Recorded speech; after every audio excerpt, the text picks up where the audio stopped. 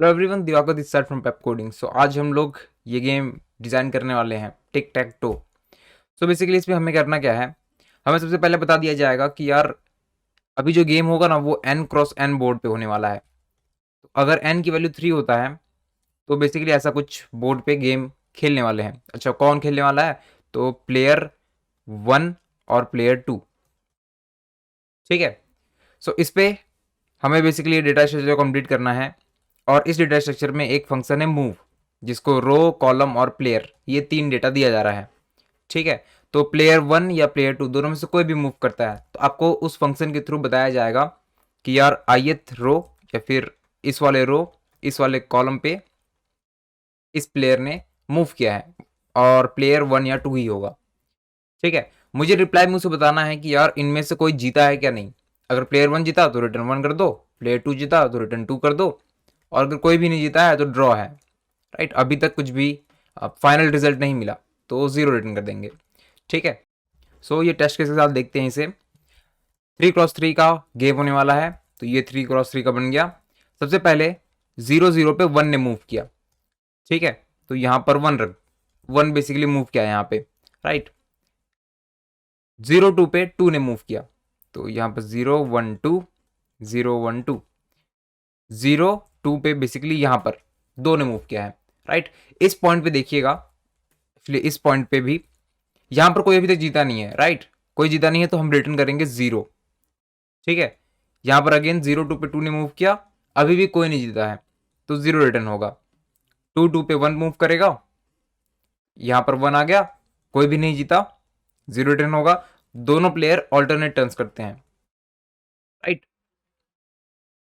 यहाँ पर 1 1 पे 2 मूव करेगा, तो 1 1 पे 2 मूव कर गया, अभी भी कोई नहीं जीता तो 0 2 0। बेसिकली यहाँ पर 1 मूव कर गया, कोई भी फाइनल रिजल्ट नहीं है अभी भी। उसके बाद 1 0 पे 2 मूव करेगा, 1 0 बेसिकली यहाँ पे 2 ने मूव किया, 0 2 1 पे 1 मूव करेगा, 2 1।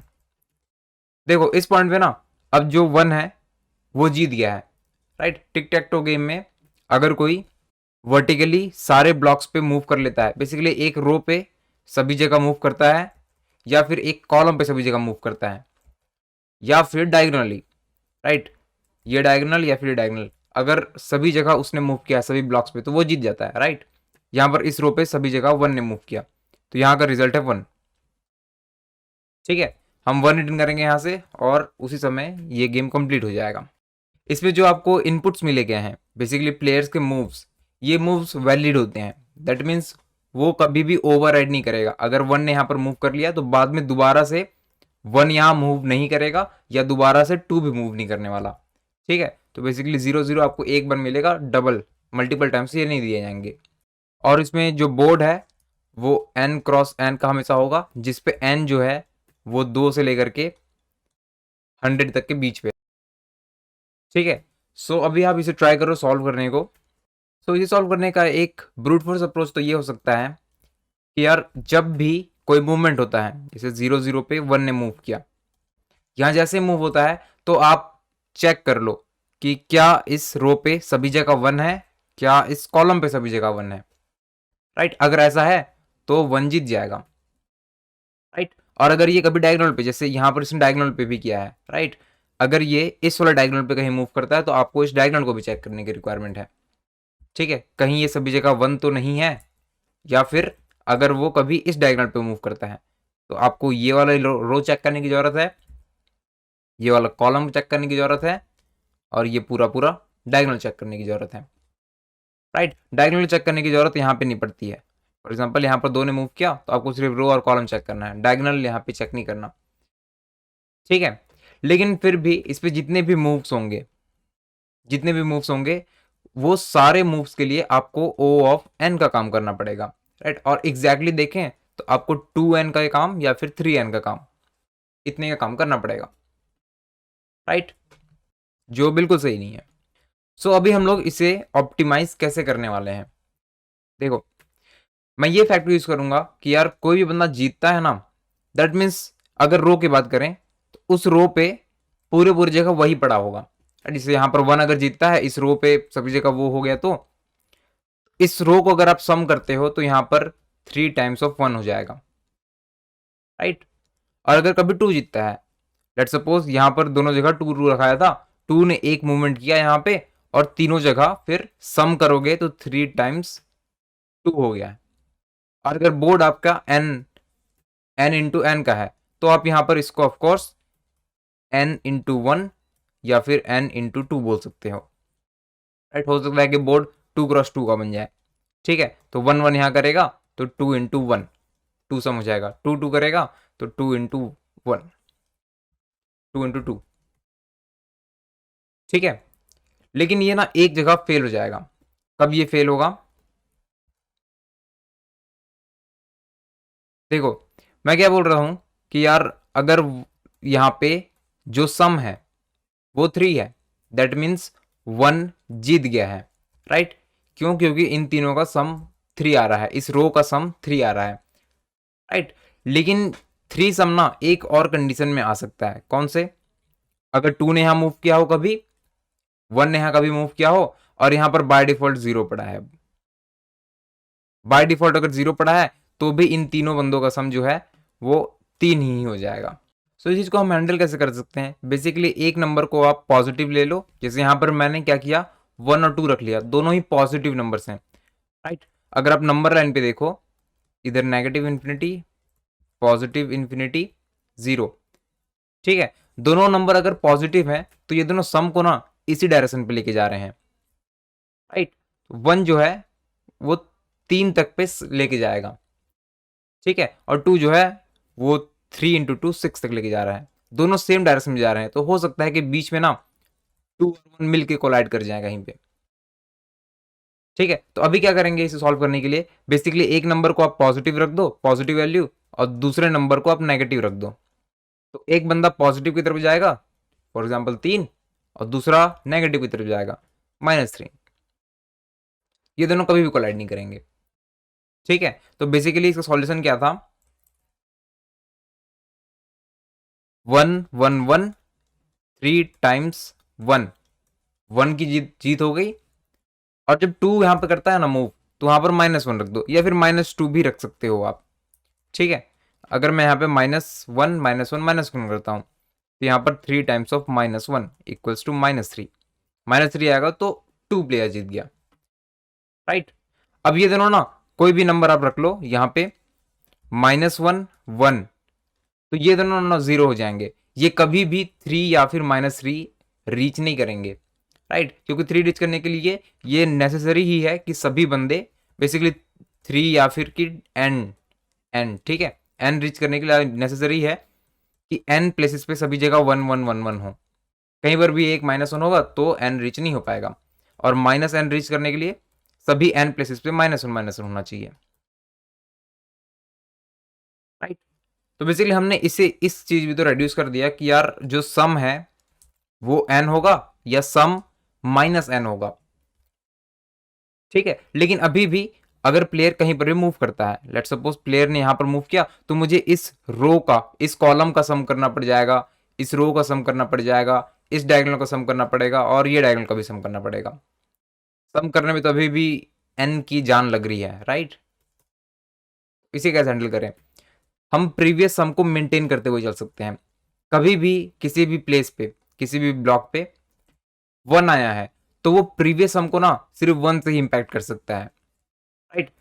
कुछ कुछ एग्जांपल्स देखो तो, जैसे अगर पहले से ही यहाँ पर 1 -1 1 ये पहले से पड़े हुए हैं, ठीक है। इस रो का सम बेसिकली 2 है, इस रो का सम -1 है, कॉलम का सम 1 और इस कॉलम का सम 0, ठीक है। और डायगोनल का भी सम यहाँ पे 0 है और इस डायगोनल का भी 1 है, ठीक है। ये सभी स्टेट्स मान लो मुझे पता है अभी तक का, अगर इसमें से किसी भी एक प्लेस पे अगर मूव किया, लेट्स सपोज यहाँ पर 1 किया, तो ये प्रीवियस स्टेट के सम को सिर्फ 1 से ही इंपैक्ट करेगा, राइट। ये वाला डायगोनल का सम जो है वो 1 से बढ़ जाएगा, ये वाला डायगोनल का सम 1 से बढ़ जाएगा, इस रो का सम जो इससे पहले तक 0 था, 0 था इससे पहले तक, वो +1 हो जाएगा, और अगेन ये वाला कॉलम भी जो अभी तक 0 था वो +1 हो जाएगा, राइट। तो हम बेसिकली प्रीवियस स्टेट को मेंटेन करते हुए चल सकते हैं।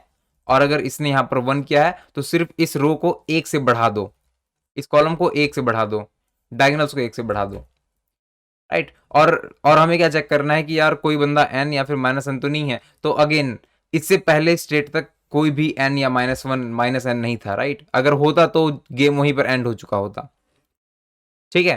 तो अगर इससे पहले तक कोई भी बंदा एन या -n नहीं है, तो जो जो बंदे अभी इंक्रीज हुए हैं ना, उनमें से कोई हो सकता है। तो जिस बंदे को आपने इंक्रीज किया सिर्फ उसी को चेक करो, ये इंक्रीज हुआ है, क्या ये n या फिर -n के जितना हो गया, क्या ये हो गया, क्या ये बन गया या फिर ये बन गया, ठीक है। तो हमारा ले दे के पूरा जो लॉजिक है अभी का, वो ये लॉजिक है कि अगर ऐसा कुछ बोर्ड है n क्रॉस n का, तो मुझे सिर्फ यहाँ पे रो का सम मेंटेन करने की जरूरत है, ठीक है।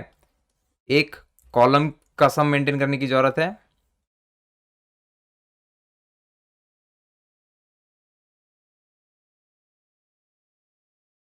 यहाँ पे, और दो डायगनल्स का, एक डायगनल ये हो जाएगा और एक डायगनल ये वाला हो जाएगा,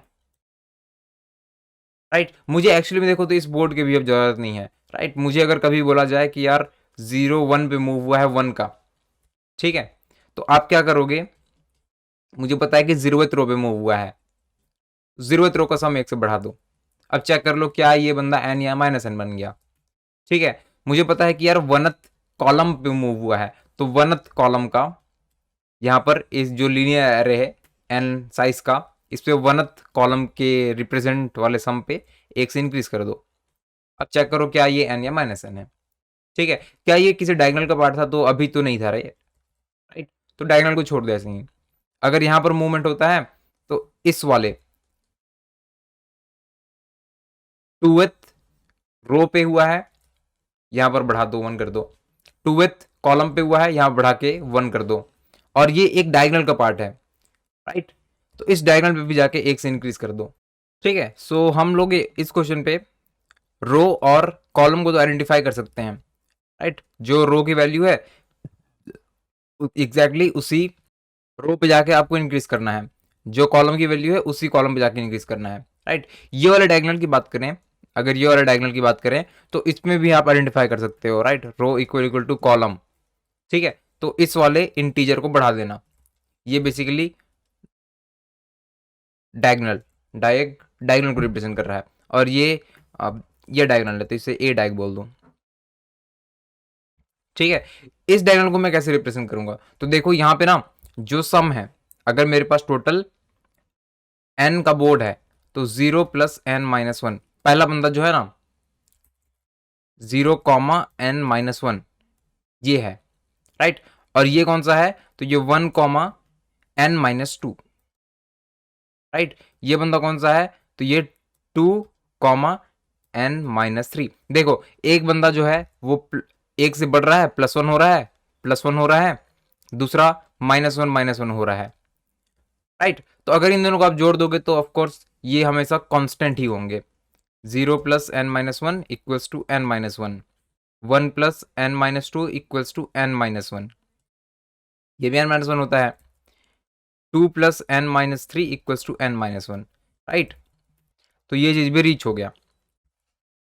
रो कॉलम इक्वल होता है तो डायगोनल बढ़ेगा, रो प्लस कॉलम n-1 की इक्वल होता है तो ये वाला ए डायगोनल बढ़ेगा, राइट। और रो पे ये बढ़ेगा और कॉलम जो भी है ये वाला कॉलम बढ़ जाएगा, ठीक है। सो अभी हमारा सारा काम कंप्लीट हो चुका है।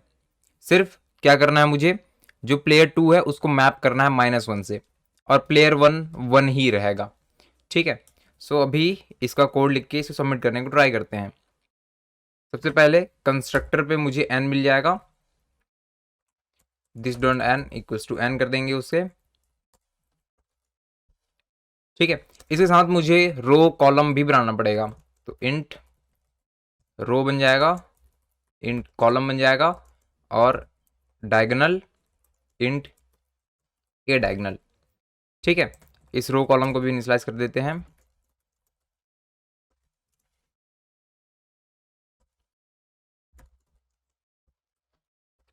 दोनों ही बन गए n के, और डायगोनल और ए डायगोनल तो इंटीजर है, राइट, यहीं पे कर सकते हो इक्वल्स टू 0, ठीक है, जब भी अब मूव होता है तो मैं क्या करने वाला हूं, अगर ये प्लेयर अगर 2 होता है, ठीक है, तो इसको मैप करने की रिक्वायरमेंट है। एक मैं यहां पर करता हूं इंक्रीमेंट इक्वल्स टू 1, ठीक है, अगर प्लेयर इक्वल्स टू 2 है तो इंक्रीमेंट इक्वल्स टू -1, कितने से रो कॉलम को इम्पैक्ट करना है। ठीक है, ये काम कंप्लीट हो गया। अब सबसे पहले रो को, एक्चुअली दोनों का नाम सेम ही हो गया, इसको आर कर देते हैं और इसको सी। रो पे आर को मैंने प्लस इक्वल्स टू इंक्रीमेंट किया। अब मैं इसे चेक करूंगा, क्या रो पे आर इक्वल्स टू एन या फिर रो पे आर इक्वल्स टू -n हो गया है। मैं दोनों के लिए चेक कर रहा हूं। देखो, अगर अभी प्लेयर 1 ने मूव किया है ना, तो प्लेयर 1 ही जीत सकता है, राइट, प्लेयर 2 नहीं जीत सकता। प्लेयर 1 जिसने मूव किया है वही जीत सकता है। अभी प्लेयर 2 मूव करेगा तो प्लेयर 2 ही जीत सकता है। ठीक है, तो चाहे रो ऑफ आर एन हो, चाहे -1 -n हो, मुझे पता है कि यार जो करंट प्लेयर है ना वही जीतने वाला है। तो यहां से सिंपली रिटर्न कर दो प्लेयर, राइट, करंट प्लेयर है वो मैप हो जाएगा। मुझे एग्जैक्टली चेक नहीं करना पड़ेगा कि एन है तो 1 जीता, -n है तो 2 जीता, राइट, एग्जैक्टली सेम काम फिर से यहां पर column of C plus equals to increment. अगर column of C equals to N होता है या फिर column of C equals to -n होता है तो ये जीत जाएगा, राइट। अब दोनों डायगोनल की बारी। तो अगर रो इक्वल्स टू कॉलम, तो a diag plus equals to increment. अगर डाइग इक्वल्स टू एन या फिर डाइग इक्वल्स टू -n, तो रिटर्न प्लेयर। और सिंपली आखिरी काम, अगर row plus column equals to n-1, तो ए डाइग का काम करेंगे। ठीक है, और यहाँ पर ए डाइग को चेक कर लो और यहाँ पर भी चेक कर लो, राइट, सारे विनिंग कंडीशन मैंने चेक कर दिया। ठीक है, अब अगर इनमें से कोई भी नहीं होता है तो आप सिंपली रिटर्न कर सकते हो 0, कि अभी तक कोई जीता नहीं है, ड्रॉ है अभी तक। ठीक है, इसको अभी चेक कर लेते हैं। गलत आ गया ये। टेम्पलेट में एक छोटा सा मिस्टेक था। क्या मिस्टेक था, यहाँ पे n×2 इतने तक चल रहा है, ये थोड़ा गलत हो गया यहाँ पे। n×n i greater than equals to 1 और i माइनस। ठीक है, ये n स्क्वायर टाइम्स चलेंगे हमारे मैट्रिक्स पे। टोटल n×n ब्लॉक्स हैं, राइट, तो वहाँ पे 2×n टाइम्स ही लूप चल रहा था। ठीक है, तो अभी इसको चला के देखते हैं। अभी एक्सेप्टेड आ रहा है, सबमिट करके देखियो। करेक्ट, बिल्कुल राइट, सभी टेस्ट के लिए वर्क कर रहा है। सो आई होप आपको इस वीडियो से कुछ सीखने को मिला हो। अगर मिला है तो इस वीडियो को लाइक करें, हमारे चैनल को सब्सक्राइब करें। Thanks for watching.